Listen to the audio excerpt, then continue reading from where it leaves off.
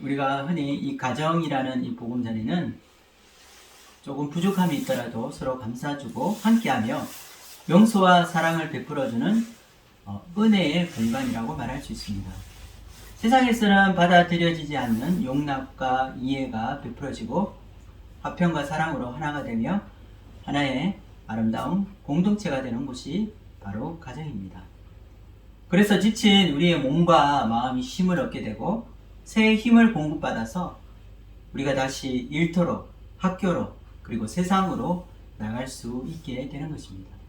하지만 사랑하는 가족이 서로 경쟁 상대가 되어서 마음의 갈등과 분란을 조장하고 서로 시기하고 미워하고 분쟁하게 된다면 이곳에서는 평안을 얻지 못하게 될 것입니다. 오늘 나오는 이 야곱의 삶에서 이 안팎으로 평화와 안식이 없는 삶이었습니다. 말씀에서 우리는 야곱이라고 하는 한 인간의 밑바닥의 삶을 보게 됩니다. 야곱은 태어날 때부터 경쟁하는 이 분위기 속에서 장자권이라고 하는 이 타이틀을 얻기 위해 형과의 치열한 진흙탕 싸움을 벌였습니다.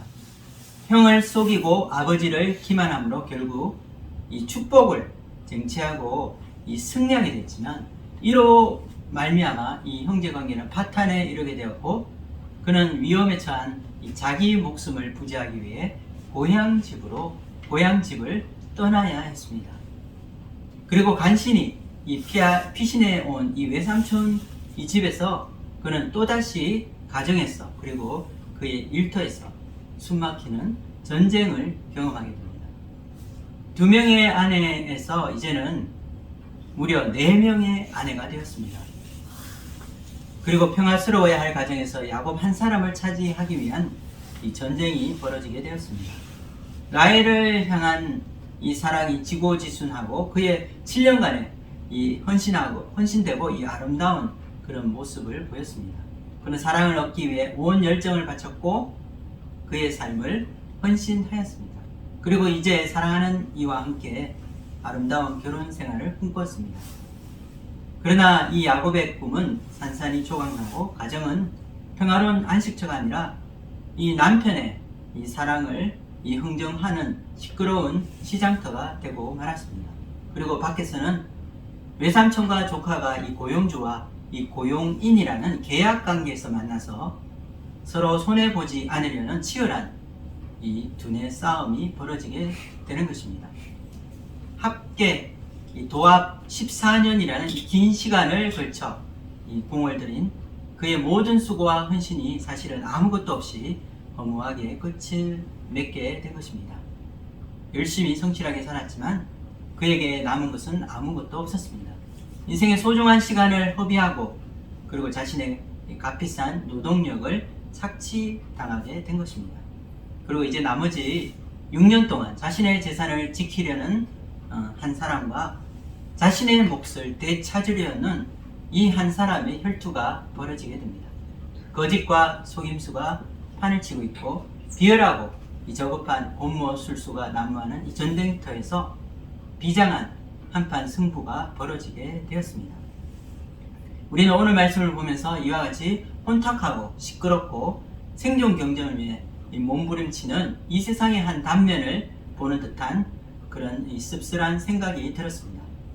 야곱의 삶에서 하나님이 주신 이 평안함, 영혼의 기쁨, 그리고 이 밝은 미래의 소망을 찾아볼 수 없습니다.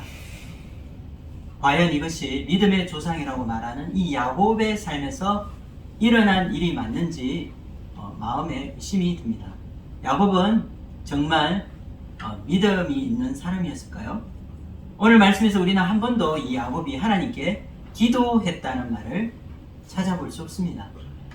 힘든 현실을 버텨내고 있고 이 공고한 중에도 그는 하나님을 찾지 않았고 여전히 자신의 머리를 믿고 자신의 힘으로 이 어려운 문제들을 해결하려 하고 있습니다. 그는 과연 하나님을 믿는 사람이었을까요? 그가 만났던 이 베델의 하나님은 어디에 있는 것일까요? 그는 환상 속에서 누구도 보지 못했던 하나님의 이 사닥다리를 보았습니다. 그리고 그는 천상의 천사들을 만났습니다.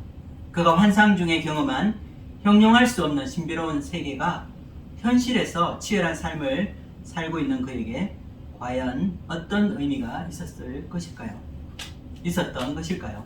야곱의 삶은 무언가 잘못되어 가고 있었습니다.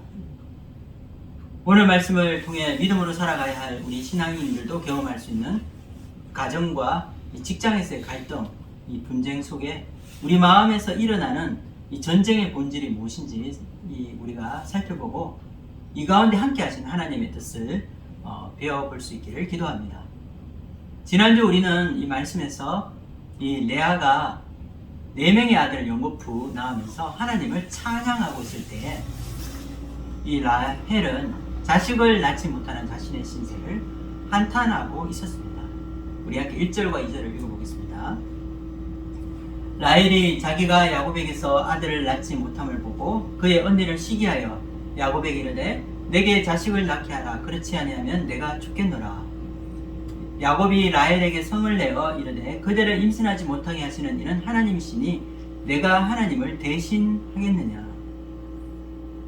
자식을 낳지 못하는 것은 바로 자기 잘못인데 야곱에게 이 자식을 만들어 내라고 하며 만약에 그렇지 않으면 죽겠다고 협박을 하고 있는 것입니다. 자신의 잘못을 남편에게 뒤집어 씌우고 억지를 부리고 있는 라헬의 이 성급하고 이 경박한 모습은 그의 미숙하고 아름답지 못한 품성을 우리에게 보여주고 있습니다. 사랑하는 연인을 위해서 무려 14년을 봉사한 멋진 남자인 야곱이었지만 야곱은 자기가 사랑하는 이에게도 지금 환영을 받고 있지 못하고 있습니다. 라헬과의 이 사이가 원만하지 못하고 불화와 갈등의 골이 깊어가고 있음을 보게 됩니다. 그래서 내놓은 이 라헬의 해결책은 야곱의 가정을 더욱더 깊은 이 분쟁과 분열의 소용돌이 속으로 들어가게 만들고 있습니다. 3절에서 4절을 읽겠습니다. 라헬이 이르되 내 여종 빌하에게로 들어가라. 그가 아들을 낳아 내 무릎에 두리니 그러면 나도 그로 말미암아 자식을 얻겠노라 하고 그의 시녀 빌하를 남편에게 아내로 주매 야곱이 그에게로 들어갔더니 여기서 아들을 낳아 내 무릎에 둔다라는 이 표현은 그가 결혼할 때 데리고 온 이 여종 빌하를 야곱에게 주고 만약 아들을 낳게 되면 자신이 양자로 삼겠다는 뜻입니다. 하나님의 결혼 법칙이 무너진 곳에 발생되고 있는 많은 문제들이 있습니다. 작은 문제를 해결하려고 하다가 오히려 더 큰 문제를 불러오게 되었습니다. 마침내 라헬은 여종 빌하를 통해서 아들을 얻게 되었고 그 아들의 이름들을 단과 납달리라고 짓게 됩니다. 6절에서 8절까지 읽겠습니다. 라헬이 이르되 하나님이 내 억울함을 푸시려고 내 호소를 들으사 내게 아들을 주셨다 하고 이로 말미암아 그의 이름을 단이라 하였으며 라헬의 시녀 빌하가 다시 임신하여 둘째 아들을 야곱에게 낳음에 라헬이 이르되 내가 언니와 크게 경쟁하여 이겼다 하고 그의 이름을 납달리라 하였더라. 여기서 나오는 이 단이라는 이름의 원어의 뜻은 판단하다라는 뜻입니다. 라헬은 자신의 억울함을 풀어주셨다고 그 아이의 이름을 해석하고 있습니다. 이제 하나님이 공의로운 재판장이 되셔서 자신과 언니 사이를 판단해 주셨다는 그런 의미가 되는 것입니다. 또한 빌하가 둘째를 낳게 되었는데 그 이름을 납달리라고 부르게 되었습니다. 언니 레아와 경쟁해서 자신이 이기고 승리했다고 외치고 있는 라헬은 아들의 이름을 납달리라고 지었습니다. 그러나 이제 이것은 이 자매 간에 불붙게 되는 자식 낳기 경쟁의 시작에 불과했습니다.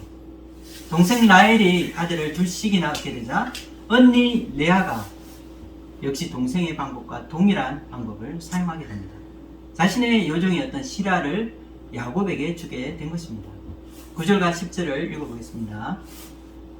레아가 자기의 출산이 멈춤을 보고 그의 시녀 실바를 데려다가 야곱에게 주어 아내로 삼게 하였더니 레아의 시녀 실바가 야곱에게서 아들을 낳음에 이번에는 레아가 그의 시녀 실바를 통해서 두 아들을 얻게 되었는데 복 혹은 행운이라는 뜻의 갓, 그리고 기쁨과 만족이라는 뜻의 아셀, 즉 갓과 아셀이라는 이름을 짓게 됩니다. 행운과 기쁨이 이제 자신에게 돌아왔다는 의미를 내포하고 있습니다. 이와 같이 두 이 자매 간의 경쟁이 시작된 것입니다. 그리고 또 한 번의 큰 사건이 벌어지게 됩니다. 그것은 레아의 큰아들 루벤이 들에 나갔다가 들에서 한 풀을 발견했는데 합판채라고 하는 그 풀을 발견하고 들고 온 것입니다. 14절을 읽어보겠습니다. 밀 거둘 때 루벤이 나가서 들에서 합판채를 얻어 그의 어머니 레아에게 드렸더니 라헬이 레아에게 이르되 언니의 아들의 합판채를 청구하노라. 합판채라는 이 단어는 이 성경에서 유일하게 여기 창세기만 나오는 단어입니다. 히브리어 원어의 의미는 사랑의 과일, 즉 love fruit이라는 뜻입니다. 고대 헬라 사람들은 이 열매를 사랑 사과, love apple이라고 불렀다는 기록이 남아 있다고 합니다. 고대 근동 지역에서 보통 이 마취제로 사용될 정도로 환각작용을 일으키는 이 식물인데 임신에 효과가 있다고 알려져서 여성의 불임 치료에 사용되는 약으로 쓰여지는 풀이라고 합니다. 열매는 우리가 잘 아는 이 자두나 이 토마토 같이 생겼고 그 뿌리는 인삼 뿌리와 같이 사람의 모양을 닮았다고 합니다. 이와 같이 뿌리의 기이한 이 형체 때문에 마치 마술적인 힘을 가졌다고 생각하는 사람들이 많았고, 그래서 고대에서는 종교 의식에 사용되기도 하였다고 합니다. 두 자매의 아들 낳기 경쟁에서 이 합판채가 비싼 가격으로 거래가 이루어지게 되었습니다. 레아는 아들에게서 얻은 이 합판채를 동생 이 라헬에게 팔아서 다시 남편과 함께 잠자리를 할 수 있게 되었습니다. 17절에서 18절 읽겠습니다. 하나님이 레아의 소원을 들으셨으므로 그가 임신하여 다섯째 아들을 야곱에게 낳은지라.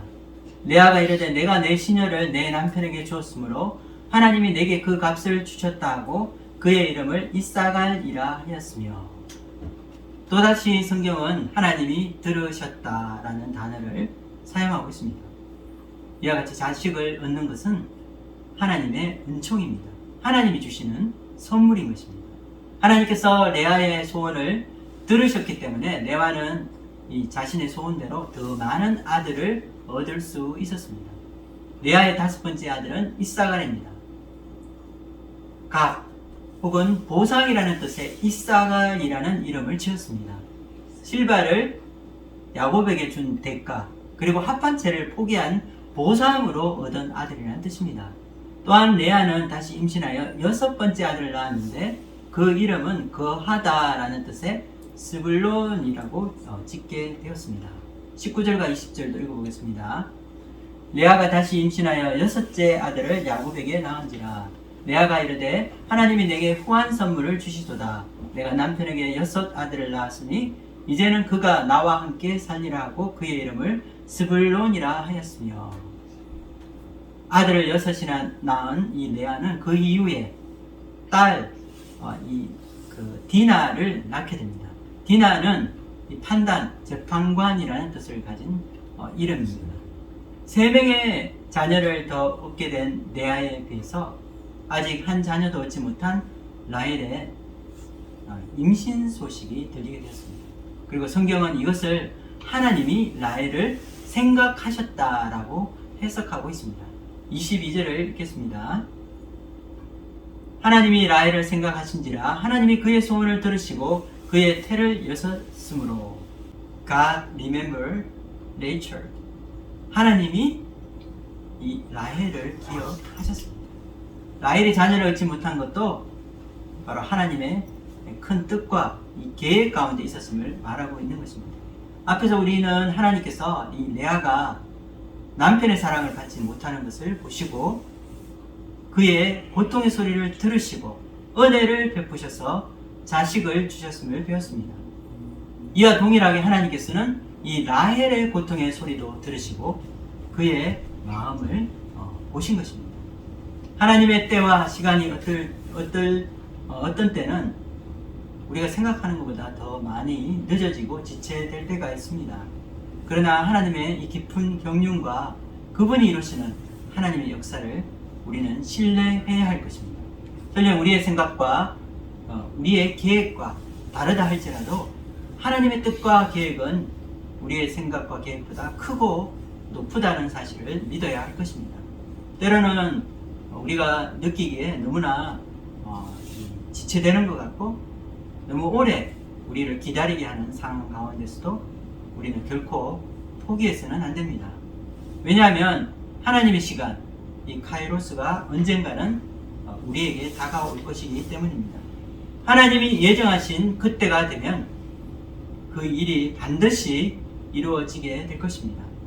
그래서 우리 믿는 신앙인들은 하나님의 때를 기다리는 인내하는 믿음이 있어야 합니다. 인내하지 못하고 오히려 인간적인 방법을 사용할 때 우리에게 더 많은 문제를 가져오게 되는 것입니다. 하나님은 레아를 사랑하시고 그를 기억하셨듯이 라헬도 사랑하시고 그를 기억하십니다. 하나님은 누구도 차별하지 않으시고 우리를 보살펴 주시고 돌봐 주시는 하나님이십니다. 그리고 그의 소원을 들으시는 분이십니다. 자녀가 없어 고통받는 이 라헬의 아픔을 아시고 은혜를 베풀어 주시는 긍휼의 하나님이신 것입니다. 라헬은 그가 그토록 소원했던 아들을 낳고 이름을 요셉이라고 지었습니다. 23절에서 24절을 읽어보겠습니다. 그가 임신하여 아들을 낳고 이르되 하나님이 내 부끄러움을 씻으셨다 하고 그 이름을 요셉이라 하니 여호와는 다시 다른 아들을 내게 더하시기를 원하노라 하였더라. 라헬의 아들 이 요셉에게는 두 가지 의미가 있었습니다. 첫 번째 의미는 씻음, 제거함이라는 뜻이고, 그리고 두 번째는 더하다라는 뜻도 있습니다. 자녀를 생산하지 못하는 것은 이 고대 이 근동사회에서 여인의 큰 수치였습니다. 라헬은 오랫동안 그 마음에 맺혀있던 이 원한이 다 씻겨져 내려가게 되었다고 고백하고 있는 것입니다. 지금까지 자신의 그 부끄러움, 그 수치를 다 씻어주신 하나님의 은혜가 얼마나 큰지 고백하고 있는 것입니다. 그러나 요셉의 이름에는 더함이라는 이 뜻도 있는데, 이것은 라헬이 하나님이 지금 그에게 주신 은혜에 만족하지 않고 아들 한 명 더 얻기를 더하여 주시기를 원하는 소원을 고백하는 것입니다. 우리가 알다시피 라헬은 한 명의 아들을 더 얻기 원했고, 그래서 이 베냐민 둘째 아들을 낳다가 죽게 됩니다. 때로는 이 지나친 축복이 오히려 우리에게 불행을 가져올 수 있습니다. 라헬은 이 하나만으로 만족하지 못하고 하나님이 더해 주시길 원했던 것입니다. 여러분은 지금까지 이 야곱의 혼란스러운 가정을 보면서 어떤 생각이 드셨습니까? 야곱이 4명의 여자 사이에 끼어서 힘들어하는 모습을 보면서 우리에게 주시는 이 하나님의 메시지를 여러분은 들을 수 있었습니까? 그렇다면 이 야곱의 문제는 무엇이었을까요? 그냥 한 사람을 너무나 사랑한 죄밖에 없을까요? 일편단심, 오직 이 한 사람만을 사랑한 것이 잘못일까요? 그러나 우리는 우리 삶에 일어나는 모든 일들이 우연히 일어나지 않는 것임을 알아야 합니다. 야곱의 인생에서 그가 내린 이 수많은 이 선택 중에서 우리는 그 원인을 생각해 볼 수 있습니다. 야곱은 결혼식 다음 날 아침 신혼방에서 사랑하는 라헬이 그 옆에 누워있지 않고 그 언니 레아가 누워있는 것을 보았을 때 깨달아야 했던 것입니다. 그리고 하나님께 기도해야 했습니다. 왜 나에게 이런 기가 막힌 일이 일어나게 되었을까? 그리고 앞으로 내가 어떻게 해야 하는 것일까? 하지만 그는 기도하지 않았고 자기가 사랑하는 라헬을 포기할 수 없었습니다. 그의 의지는 아무도 꺾을 수 없었습니다. 그는 자기 고집과 자기 확신으로 현재 이 힘든 이 상황을 통해서 주시는 그 하나님의 메시지가 있다는 것을 알지 못했습니다. 그리고 그는 자신이 가장 아끼는 이 소중한 사람을 얻기 위해 다시 7년의 무의미한 이 고통의 봉사를 해야 했습니다. 그의 삶은 마치 노예의 삶과 같았습니다. 자신이 사랑했고 또 자신이 선택했다는 그 이유로 그는 라헬에게 집착하게 된 것입니다. 그러나 우리가 오늘 말씀을 본 것처럼 라헬은 이 야곱이 생각한 만큼 그에게 신실하지 않았습니다. 그녀는 아버지의 수호신이었던 이 드라빔을 훔칠 만큼 이 여호와 하나님을 믿는 신앙이 부족했습니다. 또한 그는 질투에 눈이 멀어서 레아가 이 4명의 자녀를 안고 기뻐하는 모습을 보고 도저히 견딜 수 없었습니다. 그리고 남편 이 야곱을 닥달하며 그를 괴롭혔습니다. 그러나 레아는 어떤 여성이었습니까? 오히려 레아는 자녀를 많이 낳았지만 남편의 사랑은 받지 못했습니다. 사랑받는 남편에게, 사랑받고 싶은 남편에게 버림받고 외로운 결혼 생활을 인내로 견디는 순종의 여인이었습니다. 여전히 자기를 무시하고 또 마음의 문을 열지 않는 야속한 이 남편에 대한 신의를 끝까지 저버리지 않았습니다. 그리고 언젠가는 남편이 돌아올 것이라는 희망을 가지고 살아가는 여인입니다. 또한 가정에서 남편의 사랑을 받지 못하고 소외된 결혼 생활을 했지만 하나님께 신앙 고백을 드리는 성숙한 여인이었습니다. 언젠가는 남편과 다시 연합할 날을 기다리고 참으며 그리고 하나님의 때를 믿는 신앙의 여성이었습니다. 사람마다 다른 판단을 내릴 수 있겠지만 제가 볼 때는 이 레아가 야곱의 가장 좋은 신부감으로 보여집니다. 야곱은 아브라함과 이삭으로 데려가는 이 축복의 물줄기를 이어받아서 하나님 기뻐하시는 이 많은 자손을 낳고 번성하여서 하나님의 백성을 이루어야 하는 그 하나님의 사명이 있었습니다. 레아는 그가 살아있는 동안 6명의 아들과 1명의 딸을 낳게 됩니다. 근데 만약 이 정상적인 결혼 생활을 했더라면 레아 혼자서 아마 12명의 아들을 잉태했을지도 모릅니다. 왜냐하면 우리는 이 레아의 생산이 끊어진 것이 레아가 이 불임의 여성이었기 때문이 아님을 알고 있습니다. 언니에 대한 질투심에 눈이 먼 이 라헬이 이 야곱을 뒤에서 조종하고 있었습니다. 바로 내 아들의 합한 채로 당신을 샀다고 고백한 이 레아의 고백에서도 알 수 있듯이 우리는 라헬이 이 야곱의 가정의 모든 통제권을 쥐고 있음을 볼 수 있습니다. 라헬은 모든 것을 자기 손에 쥐고 자기 뜻을 이루기 위해 남편을 좌지우지하는 여인이었습니다. 하지만 야곱은 라헬을 선택했습니다.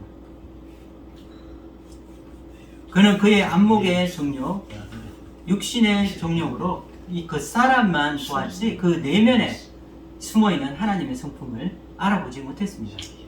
토마스 캠퍼스는 이런 말을 하였습니다. 주가 없어질 부를 추구하며 그 안에 소망을 두는 것은 허영이다. 명예를 열망하며 높은 지위에 오르고자 하는 것 또한 허영이다. 그리고 육신의 정욕을 쫓는 것도 허영이다. 부와 명예를 구하는 것, 이 마음도 허영이지만 육신의 정욕 그리고 안목의 정욕을 쫓는 것도 허영이며 그리고 이 육신의 정욕, 안목의 정욕, 이생의 자랑에는 하나님의 사랑이 거하지 않습니다. 우리는 하나님의 사람이 영적으로 더 눈이 멀 수 있다는 사실을 알아야 합니다. C.S. 루이스는 그의 책에서 하나님을 아는 유대인들이 오히려 하나님을 모르는 이방인들, 이교도들보다 훨씬 악하고 추한 모습을 보여주는 이유에 대해서 다음과 같이 설명했습니다. 유대인들이 이교도들보다 더 심각한 죄를 지은 것은 그들이 하나님으로부터 더 멀리 있었기 때문이 아니라 더 가까이 있었기 때문입니다. 인간의 영혼 속에 초자연이 들어오면 인간의 영혼에는 좋은 쪽과 나쁜 쪽 모두를 향해 새로운 가능성이 활짝 열리기 때문입니다. 온갖 악인들 중에서도 가장 악한 사람은 종교적 악인이었습니다. 모든 창조물 중에서 가장 사악한 것은 본래 하나님의 직접적 현존 앞에 서 있던 천사였습니다. 하나님으로부터 더 멀리 있었기 때문이 아니라 오히려 더 가까이 있었기 때문에 우리가 타락할 수 있다는 C.S. 루이스의 말이 저의 마음에 와닿게 됩니다. 우리 안에 하나님의 계시가 들어오고 이 초자연적인 하나님의 경험을 하였을 때 우리의 영혼이 열리게 되는데, 그때 우리는 좋은 쪽뿐 아니라 이 나쁜 쪽을 선택할 가능성도 함께 열리게 되기 때문입니다. 야곱이 베델의 하나님을 만나게 된 것처럼 우리도 하나님을 만나게 되었고, 말할 수 없는 영적인 세계를 보고 우리는 경험하게 되었습니다. 하지만 우리가 더욱더 깨어서 이 하나님 앞에서 이 믿음의 길을 선택하지 않는다면 우리의 신앙생활은 어쩌면 위선과 이 가면으로 세상 사람보다 더 악한 삶을 살 수 있다는 것입니다. 오늘 하루 우리 앞에 이 선택의 길이 놓여 있습니다. 이 선택은 우리의 미래를 결정할 뿐 아니라 또한 거룩하고 높은 하나님의 뜻을 이루는 이 길을 열어줄 것입니다. 한 주간 우리의 삶이 육신의 정욕의 눈이 닫혀지고 안목의 눈이 닫혀지며 하나님을 향한 믿음의 눈이 열리기를 기도합니다. 하나님을 기쁘시게 하기 위해서 보이는 것보다 보이지 않는 이 믿음의 선택을 하는 저와 여러분이 되시기를 주님의 이름으로 축복합니다. 아멘. 오늘 두 번째 이야기는 이제 가정에서 이 경쟁 사회에서 살아야 하는 우리 삶의 일터로 우리 시선이 옮겨지게 되고, 또한 이 야곱의 삶 가운데서 그의 일터에서 일어난 일들을 통해서 우리 믿음의 사람들이 어떻게 살아야 하는지, 또 믿음 생활을 해야 되며 또 직장 생활을 해야 되는지 생각해 볼 것입니다. 요셉을 낳은 후 라반과 계약했던 14년이 이제 끝나게 되었습니다. 야곱은 라반과 이 새로운 계약을 맺게 됩니다. 14년간 수고와 땀을 흘렸지만 현재 야곱은 가진 것이 아무것도 없기 때문입니다. 빈손으로 고향으로 돌아갈 수 없었던 야곱은 6년간 양을 치는 일을 하며 자신의 재산을 불리고 고향을 떠나 외삼촌 댁에서 지낸 20년의 세월의 열매를 거두기 원했습니다. 30절을 읽어보겠습니다. 내가 오기 전에는 외삼촌의 소유가 적더니 번성하여 때를 이루었으니 내 발이 이르는 곳마다 여호와께서 외삼촌에게 복을 주셨나이다. 그러나 나는 언제나 내 집을 세우리까. 뼈 빠지게 이 종처럼 일했던 이 14년간의 야곱의 노력과 수고로 이 라반의 집은 점점 더 부유해지고 번성하게 되었습니다. 지금까지 양을 치는 일을 통해서 그 집이 더 풍성해지고 번성하게 된 이 외삼촌의 모든 소유가 하나님이 복을 주셨기 때문임을 고백하고 있는 것입니다. 그리고 야곱은 외삼촌의 재산을 불려주는 일은 이제 그만두고 자신의 집을 세우기를 원하고 있습니다. 오랫동안 라반에게 기만당하고 무익하게 인생을 낭비한 야곱은 이제 외삼촌에게서 독립하여 가정을 세우고자 하고 있습니다. 라반이 지금까지 자신을 속이고 종처럼 부린 그 속내를 알기 때문에 야곱은 외삼촌이 거절하지 못할 최적의 이 계약 조건을 제시하게 됩니다. 우리 함께 31절에서 33절까지 읽어보겠습니다. 라반이 이르되 내가 무엇으로 내게 주랴? 야곱이 이르되 외삼촌께서 내게 아무것도 주시지 않아도 나를 위하여 이 일을 행하시면 내가 다시 외삼촌의 양떼를 먹이고 지키리이다. 오늘 내가 외삼촌의 양떼에 두루다니며 그 양 중에 아롱진 것과 점 있는 것과 검은 것을 가려내며 또 염소 중에 점 있는 것과 아롱진 것을 가려내리니 이 같은 것이 내 품삯이 되리이다. 후에 외삼촌께서 오셔서 내 품삯을 조사하실 때에 나의 의가 내 대답이 되리이다. 내게 혹시 염소 중 아롱지지 아니한 것이나 점이 없는 것이나 양 중에 검지 아니한 것이 있거든 다 도둑질한 것으로 인정하소서. 32절을 볼 때 이 야곱이 라반에게 제시하고 있는 이 조건은 야곱에게는 굉장히 불리하고 라반에게는 더 유리한 것이었습니다. 보통 양은 흰 것이 많고 또 염소는 검은 것이 많습니다. 그래서 이 아롱지고 얼룩이 있는 것은 그리 많지 않은 것입니다. 그렇다면 머리가 잘 돌아가는 야곱이 왜 자신에게 이 불리한 이런 제안을 하게 되었을까요? 그것은 그가 14년 동안 양을 치면서 얻은 자신의 경험을 통해 어떤 원리를 발견했던 것 같습니다. 생물학에 나오는 유전 법칙과 같이 같은 얼룩이 있는 양을 교배하게 되면 얼룩이 있는 양이 나올 확률이 높습니다. 또한 흰 양 중에서도 얼룩이 있는 새끼를 낳는 경우에 이들을 따로 분리해서 이들이 새끼를 얻게 이렇게 환경을 만들어주면 또한 이 점이 있고 얼룩이 있는 양이 나올 확률이 높아지는 것입니다. 계산이 빠르고 오랜 목축 이 생활에서 이 쌓은 경험을 바탕으로 그는 자신 있게 이런 제안을 한 것입니다. 하지만 외삼촌 라반도 보통이 아니었습니다. 그는 처음 계약 조건에 전혀 없었던 그런 내용으로 꼼수를 부리게 되었습니다.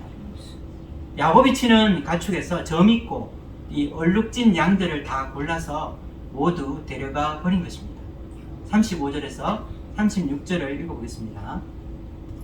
그날에 그가 순염소 중 얼룩무늬 있는 것과 점 있는 것을 가리고 암염소 중 흰 바탕에 아롱진 것과 점 있는 것을 가리고 양 중에 검은 것들을 가려 자기 아들들의 손에 맡기고 자기와 야곱의 사이를 사흘 길이 뜨게 하였고 야곱은 라반의 남은 양떼를 치니라. 야곱의 이 삭은 즉 야곱의 몫은 얼룩이 있어야 되고 또 점이 있는 새끼였습니다. 그래서 완전히 하얀색이나 검은 이 세 개의 가축은 자기 것이 될 수 없었습니다. 그런데 이 외삼촌이 얼룩무늬가 있고 점 있는 양과 이 염소들을 다 가져가 버리면 나중에 이 아롱지고 점박이의 양과 염소를 낳을 확률은 그만큼 줄어들게 되는 것입니다. 이것은 외삼촌 라반이 계약을 위반하고 임금을 삭감한 것과 같습니다. 더군다나 이 나중에 야곱이 몰래 이 염소나 양을 데려와서 이 교배할 경우를 대비해서 이 자신이 있는 그 양들, 자기 자신의 아들들이 키우는 양들과 이 야곱 사이를 이 사흘길이나 이 3일길이나 멀리 떨어지게 한 것도 이 라반이라는 사람이 얼마나 지독하고 교활한 이 사람인지 보여주는 것입니다. 나중에 야곱이 이 야반 도주를 하다가 이 라반에게 잡히게 되었을 때 그가 한 말에서 외삼촌이 10번이나 이 계약을 번복하였다고 고백한 것을 우리가 알 수 있는데, 이를 통해서 우리는 이 외삼촌 이 라반이 얼마나 비겁하고 이 악랄하게 이 야곱에게서 그 재산을 착취하고 있었는지 알 수 있습니다. 결국 하나님께서 이 라반의 계략과 술수를 무너뜨리고 초자연적인 기적을 보여주게 됩니다. 그래서 라반의 가축은 점점 약하고 부실하고 또 병든 양과 이 염소들로 가득 차게 되고, 반대로 이 야곱의 가축은 건강하고 이 도실도실 살이 찐 좋은 것들을 얻게 되었습니다. 하지만 이 야곱은 자기가 머리로 승리했다고 생각해서는 안 될 것입니다. 보이지 않는 하나님의 섭리가 야곱과 함께 하였던 것입니다. 우리가 신앙생활을 하면서 어떤 때는 삶의 어려운 환경이나 이 문제를 통해서 하나님이 어떤 사인을 보여주실 때가 있습니다. 더 이상 이대로 가서는 안 된다는 하나님의 메시지인 것입니다. 그러나 우리가 이런 하나님의 음성을 듣지 못하고 우리가 하나님께 이렇게 귀를 기울이지 못하고 현실에 당한 그 문제에만 집착할 때가 있습니다. 하나님의 뜻을 우리는 찾지 않고 그 문제를 해결하고자 동분서주할 때가 있다는 것입니다. 코튼 마터라는 분은 다음과 같이 말했습니다. 모든 크리스찬으로 하여금 하나님과 함께 걷도록 하십시오. 자신의 소명을 가지고 일을 할 때에 자기 일터에서 하나님을 바라보는 눈으로 행동할 때, 그리고 하나님께서 내려다보시는 눈 아래에서 행동할 때, 일이라는 것은 하나님을 영화롭게 하고 이웃에게 봉사하는 기회가 될 것입니다. 우리의 직장 생활에서 혹은 가정에서 혹은 학교에서 우리의 삶 가운데서 일어나는 모든 일들 가운데 하나님의 뜻이 있습니다. 영적으로 이 성숙하다고 하는 사람들은 이와 같이 눈에 보이지 않는 작은 차이를 볼 줄 아는 이 영성이 있는 것입니다. 삶을 통해서 혹은 사람을 통해 그리고 환경을 통해서 우리에게 말씀해 주시는, 끊임없이 우리에게 주시는 이 하나님의 메시지를 우리는 읽을 줄 알아야 한다는 것입니다. 이 전문 의사들이 추천하는 동맥 조형 촬영이라는 이 심장병을 진단하는 그런 한 방법이 있다고 합니다. 이것은 이 환자의 동맥의 X선 촬영을 하기 위한 조영제라는 것을 주입하고 혈관에 막힌 곳을 찾아내는 기법입니다. 많은 전문의들이 이 심장혈관에 문제가 있는데도 환자들이 그 사실을 잘 모르거나 진단을 받으려고 하지 않고 몇 년씩 방치하고 있다가 결국 돌이킬 수 없는 큰 병을 불러올 때가 있다고 합니다. 왜냐하면 이 심장혈관 질환으로 나타나는 증상이라는 것이 심장과는 전혀 상관이 없어 보이기 때문입니다. 대부분 이 심장 질환으로 생기는 증상은 이 불면증, 허리 통증, 식욕부진, 불안, 시력 감퇴와 같은 증상들이 있다고 합니다. 그런데 이러한 증상들은 심장과는 아무런 상관이 없기 때문에 보통 사람들이 이러한 증상만을 치료받으려고 하고 이 불면증과 허리 아픈 거, 시력 감퇴가 바로 자신들의 진짜 문제라고 생각한다는 것입니다. 그래서 이런 심장 상태를 점검해야 하는 이 동맥 조형 촬영이라는 이 좋은 방법이 있는데도 그들은 이것들을 선호하지 않는다는 것입니다. 우리의 삶에서 일어나는 많은 증상들이 있을 것입니다. 갑자기 마음에 평화가 사라질 때가 있습니다. 또한 하나님의 은혜가 빠져나가는 듯한 그런 느낌을, 그런 경험을 할 때가 있을 것입니다. 우리가 겉으로 보기에 괜찮아 보이는 사소한 일들 가운데 우리가 반드시 주목해야 하는 그런 중요한 포인트가 있습니다. 때로는 내가 사람들 앞에서 이 선한 척하며 또한 이 선한 일을 하는 것처럼 보이지만 우리의 양심을 조금씩 속일 때가 있습니다. 거짓으로 행하는 눈에 띄지 않는 우리의 선택들이 있는 것입니다. 하나님께서 우리 삶에 어떤 사인이나 징조를 보여주실 때가 있습니다. 이때 우리는 이 하나님의 사인에 주목하고 우리의 삶을 미세하게 조정할 필요가 있습니다.